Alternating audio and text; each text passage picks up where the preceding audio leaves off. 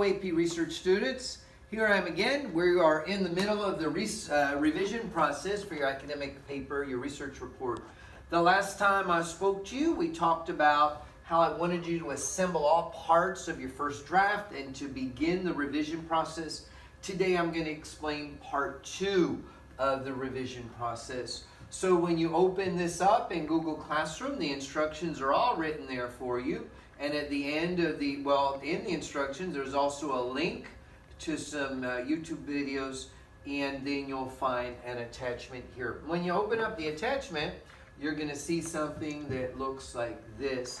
And what you're looking at is something similar to what you saw on the first steps, but instead of looking at the introduction and the method and references, we're going to be looking at the results analysis section and the discussion section.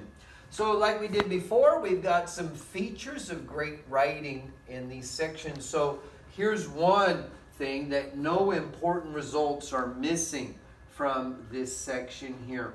Here's another one: results are interpreted to determine if the data do or do not support the original hypothesis. As you read through these features, you need to be asking yourselves, and you should have your own research report right next to you, open up to your results analysis and say, did I do this? Did I do the best possible job I could have? And if I did not, then this should give you an idea for revision.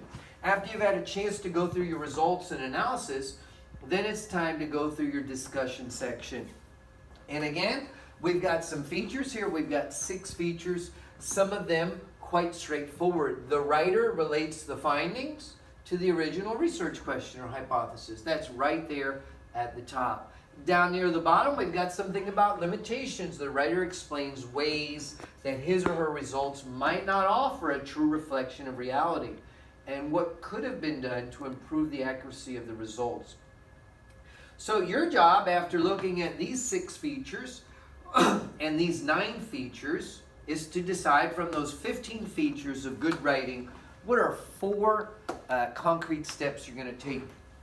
If you did not watch this video during revision exercise 1, I'm telling you to watch it now. I'm only asking you to watch the first 10 minutes. This is from the College Board, giving explicit instructions, things you should do as you're considering how to make your paper the best. There are some other videos that the College Board provided. I'm not requiring anyone to watch these. These are optional. But this one right here, you need to have watched at least the first 10 minutes. So after you watch those videos, after you've kind of decided what changes you're going to make, you're going to come to revision plan number 2 worksheet. You're going to list for me the 4 revisions that you intend to make. So again, those revisions may have come from these ideas right here. You might say, oh my God, I decided to include a chart showing something. So that might be the revision that you write down here. I included a chart to show where the variables for my correlation came from. Then after you list the revisions you intend to make, your job is to tell me where in the report, the results, or the discussion section did you make those changes. I also want you to highlight the changes in your actual research report so that when you send the research report back to me, I will see where your highlighted changes are, and I'll see if those highlighted changes match up with the ones you said you were going to do. So after you send this to me, you've done just about everything you can to revise this on your own. So the next step is for us to go back and think, well, who else could give me feedback? So one of the next steps is to find one classmate. That's all you need to do, is find one classmate who's going to read your paper. That classmate's going to read your paper, and you're going to read that classmate's paper. So there's an attachment here. It is the peer review worksheet.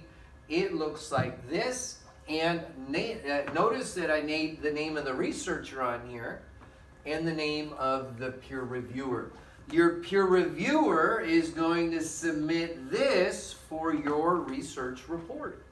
So your peer reviewer, it should be someone you trust, someone that's going to look at the features of a good introduction and tell us, hey, in that introduction, I noticed or I did not notice certain features.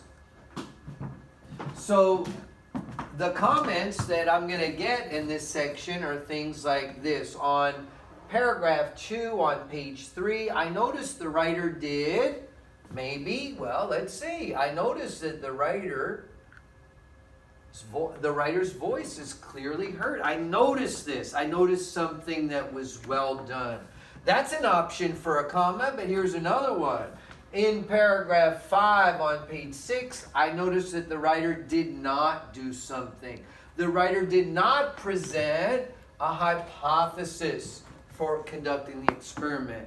So what you want is you want someone who's going to be honest with you, someone that's going to give you valuable feedback. This is one of the last sets of eyes on your paper before the College Board gets it. So notice that your peer reviewer is going to be reviewing your introduction, looking at your reference section, looking at your method section, and again, the comments that the writer's going to make is in this paragraph on this page. I noticed something the writer did. I noticed that the writer included as many specific details as possible so that another researcher could use this method to replicate the experiment. Or the writer might say, I noticed that the writer did not do something. The writer did not use these subheadings.